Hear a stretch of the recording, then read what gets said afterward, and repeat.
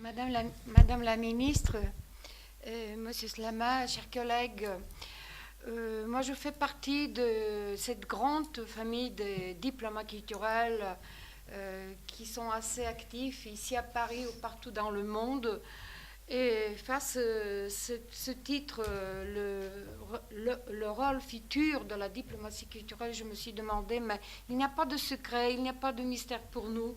On sait très bien qu'est-ce qu'on fait, mais qu'est-ce qu'il faut faire. Et alors je me suis demandé pourquoi ne pas faire un saut dans le passé, trouver un autre exemple, des exemples qui se sont très bien passés dans le passé, et trouver quelque chose de nouveau. Et alors je me suis rappelée pour une grande mission diplomatique et culturelle qui s'est déroulée il y a 1150 ans, si vous permettez. Voilà, le 9e siècle se caractérise par une activité missionnaire intense déployée par les deux grandes églises du continent, l'église de Rome et l'église de Constantinople.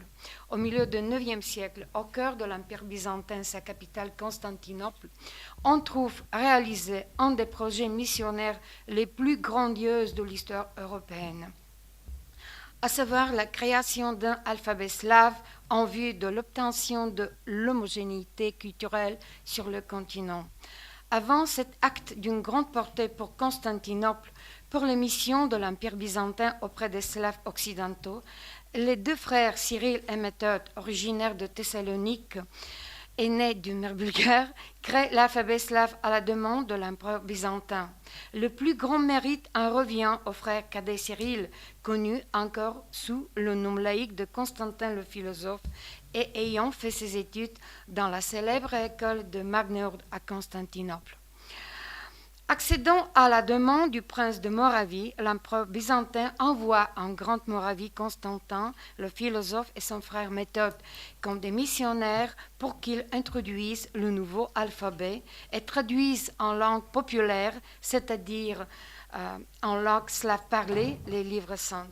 À cette époque, la liturgie chrétienne ne pouvait être célébrée que dans 3 langues ayant acquis le statut de langue sacrée, l'hébreu, grec et latin. Eh bien, dans leur mission auprès du pape Adrien II, les deux frères ont réussi à changer ce dogme. Lors de l'audience que le pape leur accorde, Cyril et Méthode font preuve d'un courage et d'une ténacité exceptionnelle. Ils s'opposent aux tentatives d'isoler la langue slave. Les deux apôtres préconisent que tous les peuples sont dignes de recevoir à l'égalité les dons de la parole. Auprès du pape, ils formulent l'idée de l'égalité culturelle et font preuve de leur courage et de leur capacité intellectuelle ainsi que de leur humanisme sincère. Les propos de Cyril et Méthode, exprimés par le langage culturel de leur temps, contiennent l'exhortation à la sauvegarde de la diversité culturelle et de l'identité nationale, de l'originalité et de la conscience d'apporter leur contribution au trésor culturel de l'humanité. Le triomphe des apôtres sur le dogme trilingue s'exprime par la consécration des livres slaves et l'ordination de leurs disciples par le pape Adrien II. Ainsi, à la fin du 9e et au début du 10e siècle, une 4e langue classique apparaît et remplit la fonction d'une langue commune des peuples slaves. Et à cette époque-là, les auteurs de l'alphabet slave sont pleinement conscients du caractère ouvert de leur mission et de ses possibilités potentielles de devenir un instrument d'unification en Europe, car l'unification signifie un espace culturel commun, un échange d'idées, de ressources matérielles et intellectuelles. Et en 866, la curie romaine annonce la sanctification de deux frères, Cyril et Méthode. Si aujourd'hui, en 2014, nous rendons hommage aux auteurs de l'alphabet slave et à leur première mission culturelle et intellectuelle, le mérite de la sauvegarde de la mémoire historique et de la propagation des idées de Cyril et Méthode revient au royaume de Bulgarie et à leur souverain, le prince bulgare Boris Ier. Il a la conscience d'un choix historique et d'une responsabilité face à l'avenir. On voit à quel point est développé à la fin du IXe siècle et au début du Xe siècle le sentiment d'appartenance à une même communauté. Le prince bulgare accueille avec joie à la fin du 885 dans sa capitale les disciples de Saint Cyril et Méthode. Il diffuse l'enseignement des deux apôtres et lance, suivant la volonté du souverain, une importante activité culturelle, littéraire et de traduction. Les lettres et les livres trouvent leur véritable patrie où ils demeurent à travers les siècles pour s'acheminer vers les autres pays. Après la mort de Boris Ier, son héritier, le tsar Simeon II, connu sous sa vaste érudition, continue à soutenir l'activité des disciples. À partir des années 1360, les attaques des Ottomans dévastent régulièrement la Bulgarie, entraînant une émigration massive de l'élite ecclésiastique, intellectuelle et scientifique vers les autres pays voisins, la Serbie et la Valaquie, et après vers les pays plus lointains, l'Ukraine et la Russie.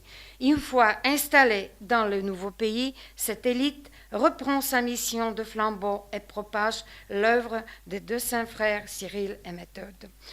En 1397, la Bulgarie cesse d'exister en tant qu'État indépendant et devient province de l'Empire ottoman durant environ 5 siècles, intégrée à un empire multiethnique dominé par une religion qui lui est étrangère, dénuée d'élite politique et spirituelle et contrainte à l'assimilation. Le peuple bulgare conserve pourtant son intégrité ethnique grâce à sa culture, dont la base est l'écriture de Saint Cyril et Méthode.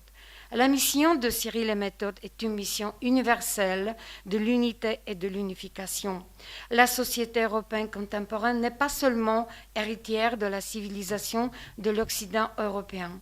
Un mérite considérable pour la diversité culturelle de l'univers spirituel du vieux continent revient à la culture du monde slave, grâce à laquelle 3 alphabets officiels sont aujourd'hui en usage au sein de l'Union européenne.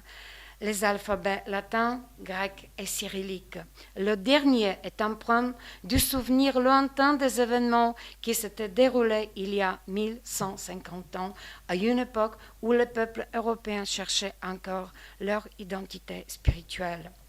Et pour terminer, rappelons l'encyclique du 31 octobre 1980 par laquelle le pape Jean-Paul II proclame les saints frères Cyril et Méthode co-protecteur céleste de l'Europe, ensemble avec Saint Benoît. Ainsi, il devient le symbole impérissable de la tradition spirituelle commune du continent européen et de l'humanité. Merci.